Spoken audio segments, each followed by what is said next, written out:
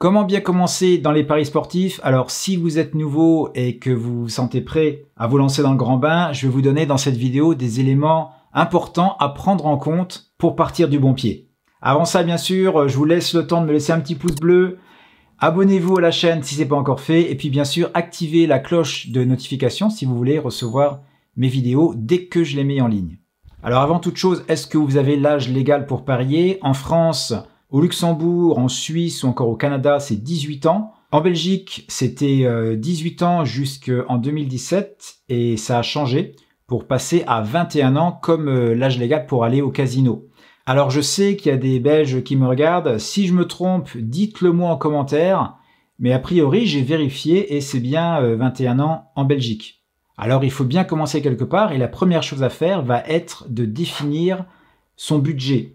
Alors, vous pouvez très bien mettre de l'argent sur votre bookmaker une fois par semaine, une fois par mois ou alors une seule fois par an. Vous pouvez décider par exemple de mettre 20 € par semaine, 100 € par mois ou encore y aller tout de suite avec 1000 €, 2000 € mais que vous mettez pour l'année. Et surtout, respectez bien ça. Si vous mettez 20 € par semaine et que vous perdez ces 20 € au bout de 2 jours, n'allez pas remettre 20 € derrière. Attendez la fin de la semaine pour pouvoir réapprovisionner votre compte. Si vous respectez pas ça dès le départ, il y a de grandes chances que ça se passe assez mal par la suite.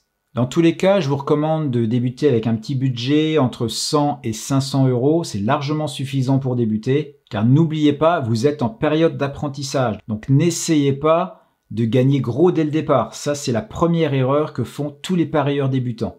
Ensuite, il va falloir définir le montant de vos mises.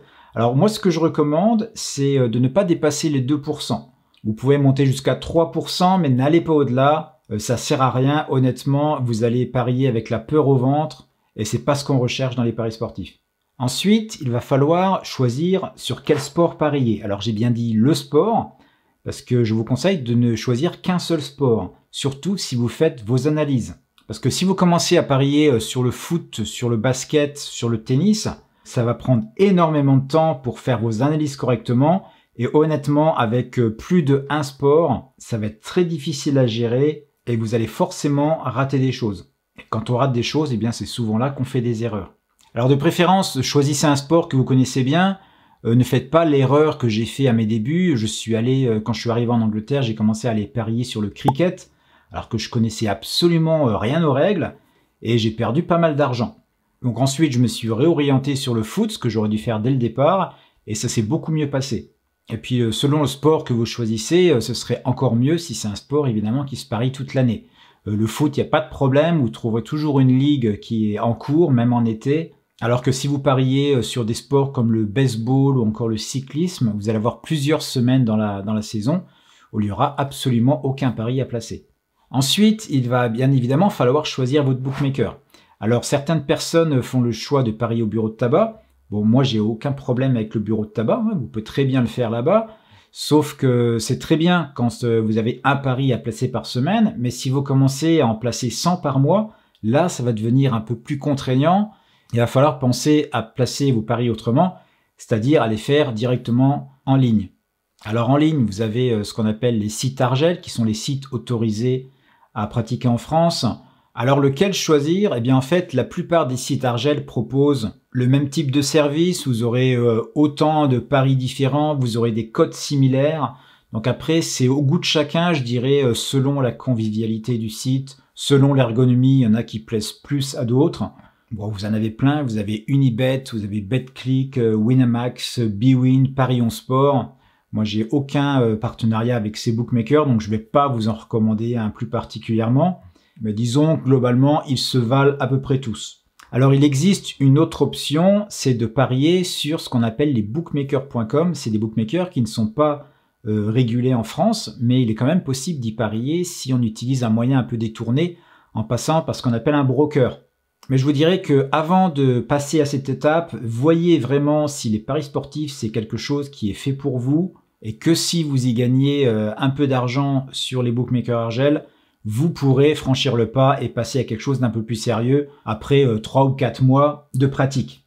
Une autre chose à prendre en compte lorsqu'on débute dans les paris sportifs, c'est de comprendre les cotes. Alors, il faut savoir, tout le monde ne le sait pas, il y a 3 types de cotes. Vous avez les cotes décimales. Alors qu'est-ce que c'est les cotes décimales? C'est les cotes qu'on retrouve le plus souvent en Europe.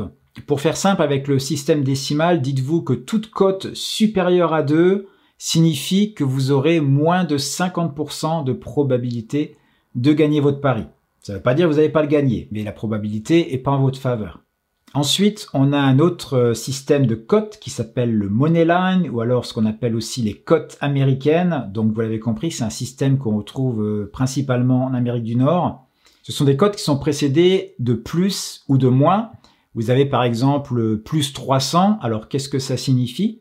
Eh bien ça signifie que si vous misez 100 € à une cote de plus 300, vous allez faire un bénéfice de 300 €. Si maintenant vous avez une cote à moins 150, ça signifie que vous allez devoir parier 150 € pour faire un bénéfice de 100 €. Bon alors vous inquiétez pas avec ce système de cotes, on le retrouve vraiment pas ici, c'est vraiment si vous pariez sur des sites américains ou alors directement aux États-Unis. Et enfin, nous avons un dernier système de cotes qui s'appelle le système de cotes fractionné, qui est surtout utilisé en Angleterre, mais qui même là-bas est de plus en plus remplacé par le système décimal. Tout simplement parce que c'est un format un peu plus compliqué. On le retrouve en France tout de même, notamment pour les courses de chevaux. Vous avez très certainement entendu parler d'une cote à 3 contre 1. Eh bien, ça signifie tout simplement, si c'était une cote décimale, un 3 contre 1 correspond à une cote de 4. Si vous avez une cote de 5 contre 6, ça correspond à une cote décimale de 1,83. Donc voilà pour les systèmes de cotes, mais concentrez-vous uniquement sur le système décimal, c'est largement suffisant et c'est ce que propose la majorité des bookmakers en Europe. Et un dernier point auquel il va falloir s'intéresser, c'est bien sûr comprendre les différents types de paris. Alors quand vous commencez, moi je vous conseille de débuter avec des paris simples, c'est-à-dire victoire d'une équipe. Vous pouvez vous intéresser au buteur ou également au nombre de buts, c'est-à-dire tout ce qui est ce qu'on appelle over-under, donc le plus ou le moins de 1,5 but, de 2,5 buts, de 3,5 buts, etc. Vous pouvez déjà regarder un petit peu ce qui se fait au niveau des paris sécuritaires. Vous avez celui qu'on appelle le draw no bet, qui est le pari sur la victoire d'une équipe remboursée 6 matchs nuls. Vous avez le pari double chance, qui est le pari sur la victoire et sur le match nul. Mais faites les choses simples, concentrez-vous au départ sur quelques types de paris, ce sera largement suffisant. Alors juste avant, je vous parlais de paris sécuritaires. Alors sachez que moi, j'utilise beaucoup ces paris sécuritaires. Et justement, si vous voulez en savoir plus sur ma méthode de parier, je vous propose de suivre une formation que j'ai fait récemment, entièrement gratuite. Et pour la recevoir, c'est très simple. Il vous suffit de cliquer sur l'image qui apparaît juste ici et vous recevrez très rapidement dans votre boîte mail l'accès à cette formation. Alors cette vidéo est terminée. Moi, je vous retrouve très vite dans une prochaine vidéo.